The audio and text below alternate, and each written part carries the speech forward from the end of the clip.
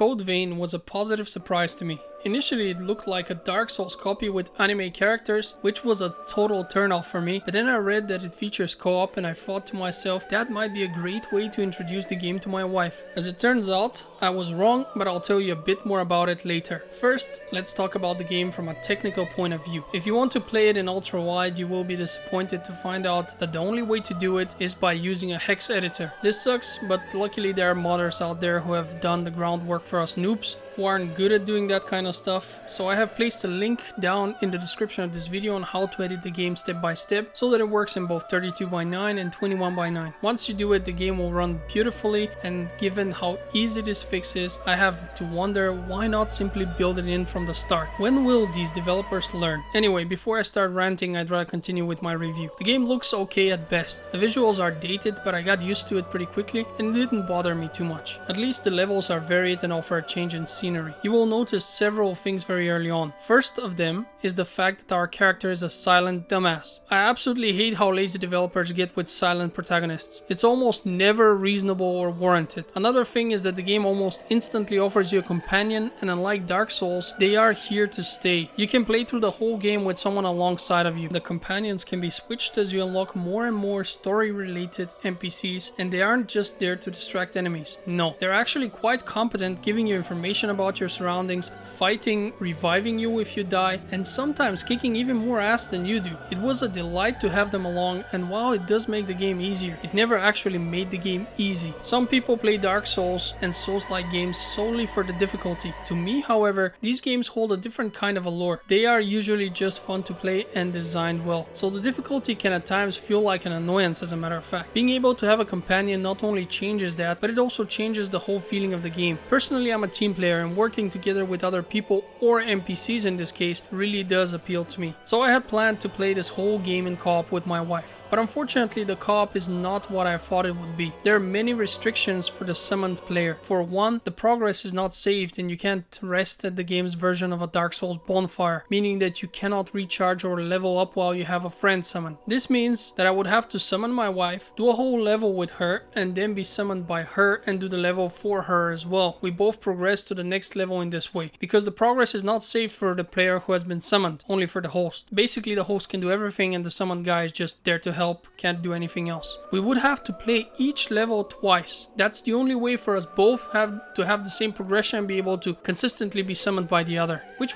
just kind of sucked. It's not how I was imagining it. You could say it's my fault, and I won't argue with that, but I was disappointed. Unfortunately, the gameplay was too difficult for her, and she became stressed out and quit almost immediately, meaning that if I wanted to play with other real people, it would have to be with random ones anyway. While that wasn't terrible, it just wasn't the same either, so I soon found myself playing on my own. Well, I did have the NPC companion, so not really on my own. Since this is a Souls game, playing it with a gamepad is a must, and I was surprised to find out that my PS4 controller was recognized and supported off the box. So you just plug it in, the game knows it, that's all you need to do. You even get the PS4 prompts. That warmed my heart, I don't see that often at all. In any case, as soon as my wife refused to play the game with me, I feared that the whole purpose for playing it was lost and I would soon get bored of yet another lame Dark Souls clone. Little did I know how very wrong I had been in that moment. As I continued to play, it became clear that there was a story happening here. One that was not hidden in any item descriptions and other such nonsense. No, a proper story. There were lots of NPCs and the world wasn't just a dead place. As I was introduced to more and more characters, I actually became engrossed in the story and wanted to see it to its conclusion. The voice acting was excellent, and while most of the characters seemed to be Japanese cliches, it all worked somehow. There was drama, even romance involved, and last but not least, an actual good antagonist. This was all mind-blowing stuff to me because before Sekiro, any Souls and Souls-like game had little to no story, and I'd argue that Sekiro's story wasn't that good either. So that caught me completely unprepared. When you couple that with the excellent combat system, the many side quests, and other small improvements such as an indicator on your map, which shows you the path you have already walked so far, making it easy to determine if you have missed anything or to simply go and explore parts of the map that you haven't yet. This game had soon captured my full attention, and I was spending hours exploring its world and killing enemies in my path. The bosses are interesting, and it even features special bonus dungeons. You get to upgrade abilities and unlock new fighting styles as well. There are a few things I did not like though. First of all, the game has a copy of the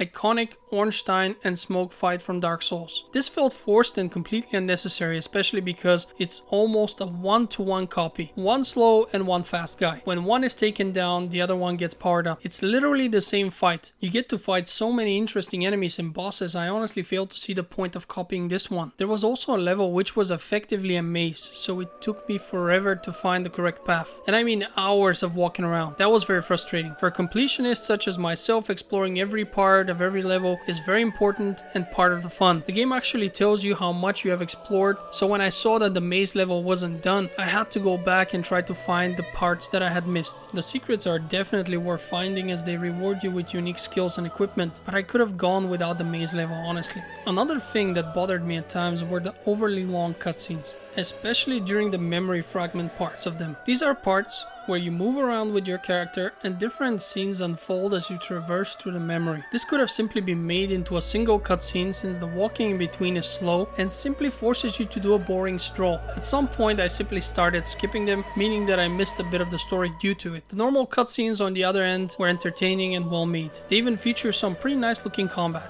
Beating the game took a few days, and I have to say that for the most part it was a stress-free and enjoyable experience. The companion system made the difficulty perfect for me, and the great story and character development enhanced everything. You have several endings, and it's overall a very satisfying conclusion to a well-made game. In the end, this game left me positively surprised. I went in with the lowest of expectations, and at the end of it I am confused, because I ended up enjoying Cold Vein more than I actually enjoyed the original Souls games so far, and that shocks me. While the graphics were inferior, the story was excellent, the gameplay actually offered a smart way of changing the difficulty, and the combat felt more varied and fun. I'm genuinely looking forward to the next game in the series and hope that they will be brave enough to go their own way and develop the series even further and further away from the original Souls games. It's not a perfect game by far, but if you ask me, the Souls games have something to learn from Cold Vein at this point. So should you play this game, I think it's a great entry for people new to the Souls style of gameplay who are curious to try it. It's also a good option for people who enjoyed those type of games in the past but are not die-hard fans. The game is similar but yet also quite different. I want to thank you for watching my review of Cold Vein. I hope it entertained you. It would be great if you would also check out some of my other videos and my Patreon page, the link to which you will find in the description below. I publish links to free games on that Patreon page, and it's a great way to stock up your library with a few awesome titles for free. In any case, thanks for watching and have a great day.